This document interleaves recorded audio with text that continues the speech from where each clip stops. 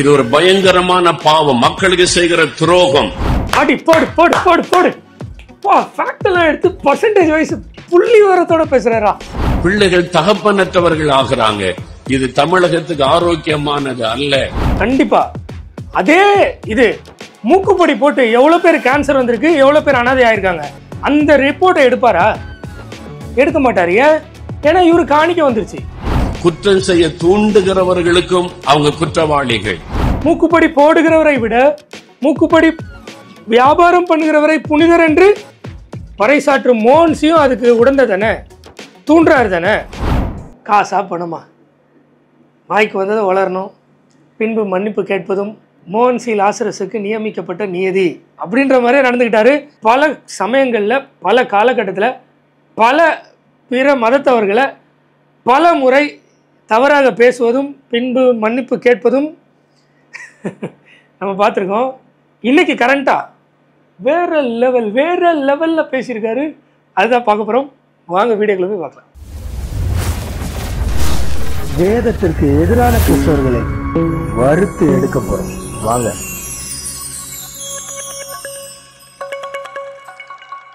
அரசு குற்றம் செய்து கொண்டிருக்கிறாரு. தமிழக அரசு பாவம் செய்து கொண்டிருக்கிறாரு. அரசு குற்றம் செய்து தமிழக அரசு பர்டிகுலரா பாவம் செய்தா? அடி போடு சார், எங்க போறீங்க? மக்களை பாவம் செய்ய தூண்டுகிறது என்று ஒரு ஜட்ஜி அவர் தீர்ப்பு கூறியிருக்கிறார். இதுதான் உண்மை. ஓ, ஜட்ஜி தீர்ப்பு கூறியிருக்கிறாரு, அது உண்மைன்னு நீங்க சர்டிபிகேட் தரீங்க. யோவான் ஸ்நானன் எழுப்பிட்டாரா எங்க அண்ணன். அது ராஜாவாவே இருந்தாலும் தம்பியோட வைஃப் பண்ணி வச்சிருந்தா பாவம். அப்படி அரசுக்கே எதிரா, தமிழ்நாடு கவர்மெண்ட்டுக்கு எதிரா. வரேவா, போடு போடு போடு. Very good, continue. ஒரு கவர்மெண்ட் விசாரணை வியாபாரம் பண்ணி 47% ஆண்களை குடிகாரனாய் மாற்றி இருக்கிறது இந்த அரசாங்கம். இது ஒரு பயங்கரமான பாவம், மக்களுக்கு செய்கிற துரோகம். அடி போடு போடு போடு போடு.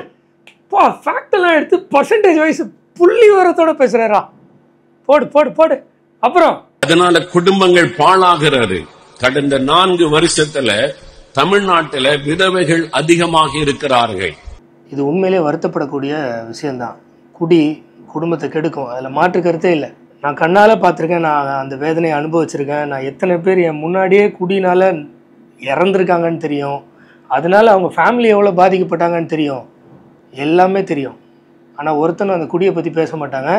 அண்ணன் பேசியிருக்காரு, அது இப்போ பேசினதோ பழைய வீடியோவோ அதெல்லாம் எனக்கு தெரில. எதுவாக இருந்தாலும் பேசியிருக்காரு, நல்லது. பட் ஸ்டில் மூக்குப்படி வியாபாரியை நல்லவன்னு ஊக்குவிக்கிறாரு பாருங்க. நெல்லை மாவட்டம் சுரண்டை அருகே உள்ள குக்கிராமத்தைச் சேர்ந்த டாக்டர் கோயில் பிள்ளை தனது கடும் முயற்சி மற்றும் அயராத உழைப்பால் பல தொழில்களை தொடங்கி தொழில்துறையில் தனக்கென ஒரு இடத்தை பதிவு செய்தார். தொழில்களை தொடங்கி தொழில் அதிபராக தனக்குன்னு ஒரு இடத்தை பதிவு செஞ்சிருக்காருன்னு சத்தியம் டிவி சொல்லுது. இப்போ சத்தியம் டிவி தானே சொல்லுது. அண்ணன் என்னன்னு நீங்கள் கேட்டிங்கன்னா, அண்ணன் சத்தியம் டிவியில் இயேசு நேரடியாக சொல்லாமல் ஒரு சின்னதோ பெருசோ எதாக இருந்தாலும் இயேசு சொல்லி தான் செய்வாராம். ஒரு ப்ரோக்ராம் கூட வராதான். சொன்னார் பாருங்க. பிரியமானவர்களே, சத்தியம் தொலைக்காட்சி ஆண்டவரால் உருவாக்கப்பட்டு நடத்தப்படும் தமிழகத்தின் நடுநிலை செய்தி தொலைக்காட்சி என்பதை நீங்கள் எல்லாரும் அறிந்திருப்பீர்கள். பாத்தீங்களா, சத்தியம் டிவி யார் நடத்துறா? இயேசு தான் நடத்துறாரு. நான் சொல்லல, மோகன்சி லாசரஸ் சொன்னது. அந்த டிவி என்ன சொல்லுச்சுன்னு பாருங்க. சாரி, மோகன்சி லாசரஸ் என்ன சொன்னாருன்னு பாருங்க. அப்படிதானே பார்க்கணும், பாருங்க. டிஎஸ் பட்டணம் பொடி, டிஎஸ் கூட்டு பெருங்காயம் என டிஎஸ் குரூப்ஸ் நிறுவனங்களை தொடங்கி முன்னணி தொழிலதிபராக திகழ்ந்தார். டிஎஸ் பட்டணம் பொடி. பட்டணம் பொடினா என்ன? மூக்குப்பொடி, டொபாக்கோ காசஸ் கேன்சர்னு அந்த கவர் ஃபோட்டோவில் இருக்கும். மூஞ்சி கிஞ்செல்லாம் கிழிஞ்சு போயிருக்கும். அந்த பட்டணம் பொடியை தயாரித்து வியாபாரம் பண்ணி தொழிலதிபர் ஆனவர் தான் அப்படின்னு நாங்கள் சொல்லலை, சத்தியம் டிவி சொல்லுது. சரியா? இப்போ அண்ணனே சொல்லுவார் பாருங்க. ரொம்ப அமைதியானவர்கள், தன்னை சுற்றி இருக்கிற மக்களுக்கு நன்மை செய்ய வேண்டும் என்ற நல்ல இருதயம் உள்ளவர்கள். சரி இருக்கட்டு, நன்மை செய்யணும்னு இருக்கட்டு. ஆனால் மூக்குப்பொடி தயாரித்தா பிரச்சனை இல்லை. இப்போ மோகன்சி லாசரஸுக்கு அவங்க சுற்றி இருக்கிறவங்களுக்கு நன்மை செய்துட்டு மோகன்சி லாசரஸுக்கு நிறைய காணிக்கையை கொடுத்துட்டு மூக்குப்பொடி வியாபாரமும் சேர்த்து செஞ்சால் பிரச்சனை இல்லை, அதானே?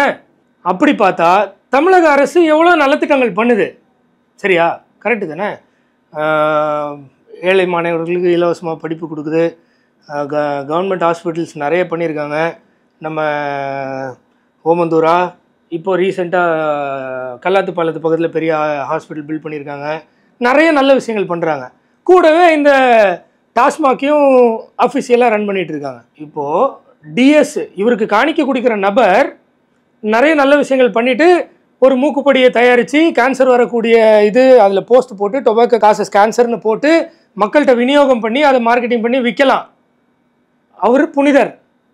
கவர்மெண்ட் மட்டும் பாவம் பண்ணதுன்னு எப்படி சொல்ல முடியும்? என்ன அருகதை இருக்கு மோகன் லாசரஸுக்கு? நான் கேட்கறது நியாயமா தப்பா? ஒரு கணக்கெடுப்பு விதவைகள் அதிகமாக இருக்கிறாங்க. ஏன் என்று கேட்டால் குடித்து குடித்து குடித்து ஆண்கள் செத்து கொண்டிருக்கிறாங்க. அதனால பெண்கள் விதவைகள் ஆகிறாங்க, பிள்ளைகள் தகப்பனற்றவர்கள் ஆகிறாங்க. இது தமிழகத்துக்கு ஆரோக்கியமானது அல்ல. கண்டிப்பா. அதே இது மூக்குப்படி போட்டு எவ்வளவு பேர் கேன்சர் வந்திருக்கு, எவ்வளவு பேர் அனாதை ஆயிருக்காங்க, அந்த ரிப்போர்ட்டை எடுப்பாரா? எடுக்க மாட்டார். ஏன்? ஏன்னா இவரு காணிக்க வந்துருச்சு. கரெக்டு தானே? இல்லையா?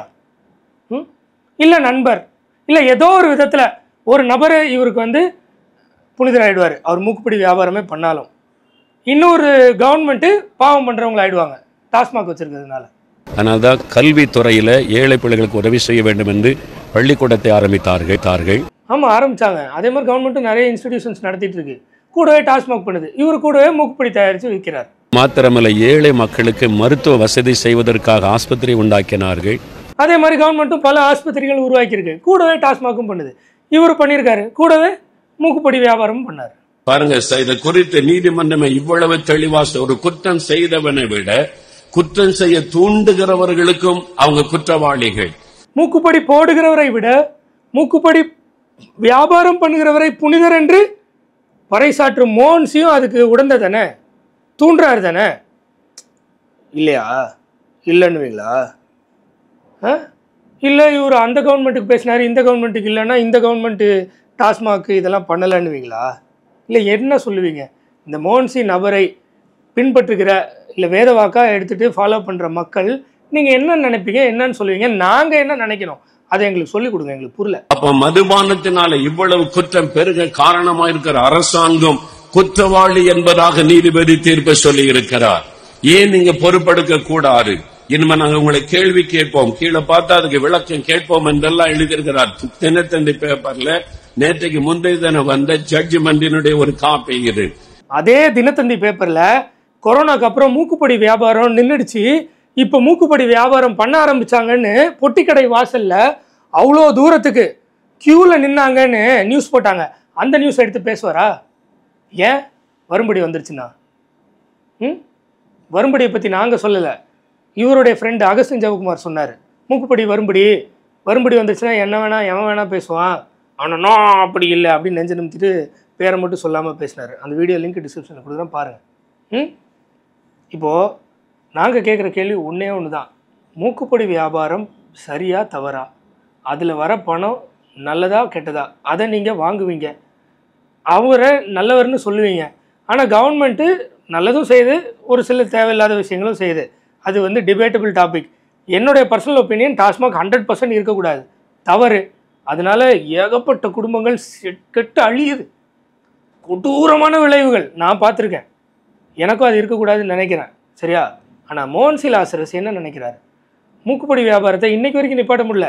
இன்னைக்கு வரைக்கும் அவர் சிஎஸ்ஐயில் பெரிய பெரிய பொறுப்பில் இருக்கார். டிஎஸ் அவர் வைக்கிறதா சட்டன்ற லெவலுக்கு நம்ம தூத்துக்குடி கேபா அவரை மார்க்கெட்டிங் பண்ணிக்கிட்டே இருக்கிறார், அவ்வளோ பெரிய ஆளாக காமிச்சிட்டே இருக்கிறார். ஆனால் அதை நிப்பாட்ட முடியல, மோகன் லாசரஸால் வாயை திறக்க முடியல. இங்கே வந்து பெரிய இது மாதிரி பேசுகிறார். இப்போது என் கண்ட்ரோலில் இருக்குது அப்படின்னா டாஸ்மாக் நிற்கணும் அப்படின்னு உடனடியாக முடிவெடுப்பேன்.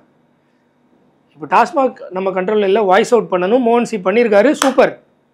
ஆனால் இந்த மூக்குப்படி அவர் கண்ட்ரோலில் இருக்குல்ல, மோகன் லாசரஸ் வந்து இந்த வியாபாரம் வேண்டாம் அப்படின்னு வெளிப்படையாக சொன்ன அந்த நபர் நிப்பாட்டுவார்ல, நிப்பாட்டுறதோ இல்லையோ சொல்லணும்ல, சொல்லுங்கள் பாஸ். சரி, குறைஞ்சபட்சம் மக்களுக்கு இப்படி என்னுடைய நண்பர் மூக்குப்படி வியாபாரம் பண்ணுறாரு, ஆனால் தயவு செஞ்சு நீங்கள் மூக்குப்படி வாங்காதீங்க, அது கேடு அப்படின்னு மக்களுக்காக சொல்லணும்ல, சொல்லுவாரா? ஏன்? வரும்படி, அகஸ்டின் ஜெயக்குமார் கூற்றுப்படி வரும்படி. அப்ப நீங்க யோசித்து பாருங்க, ஒரு ஜட்ஜுக்குள்ள இவ்வளவு வேதனை இருந்தால் இயேசுவை அறிந்த தெய்வ பிள்ளைகள் நமக்குள்ள இவ்வளவு வேதனை இருக்க வேண்டும். இன்னைக்கு குடும்பம் எல்லாம் பாழாகி கொண்டிருக்கிறது. மோகன் லாசரஸுக்குள்ள எவ்வளவு வேதனை இருக்கணும். ஐயோ மூக்குப்படி, அது கவர் போட்டோல கேன்சர் வரும்னு போட்டிருக்கே, இப்படிலாம் நடக்குமே, அதை மக்களுக்கு போதே அப்படின்னு எவ்வளவு வேதனை இருக்கணும். இருக்கணுமா இருக்கக்கூடாதா? வராது. ஏன்? இப்போது இவ்வளோ இதை பார்த்ததுக்கப்புறம் எனக்கு என்ன தோணுதுன்னா, கிட்டத்தட்ட ஒரு அரசியல்வாதி மாதிரி மோகன் சி லாசரஸ் ஏதோ ஒரு கவர்மெண்ட்டுக்கு சப்போர்ட் பண்ணி இன்னொரு கவர்மெண்ட்டை பழிக்கிறாருன்னு தோணுது. ஆமாவா இல்லையான்னு நியாயமாக கமெண்ட் பண்ணுங்கள். இதுக்கு மேலேயும் இந்த மாதிரி ஆள் பின்னாடி நீங்கள் போவீங்கன்னா அது உங்களுடைய இஷ்டம். அதில் என் கை க்ளீனாக இருக்குது, சொல்ல வேண்டியது சொல்லிட்டேன்.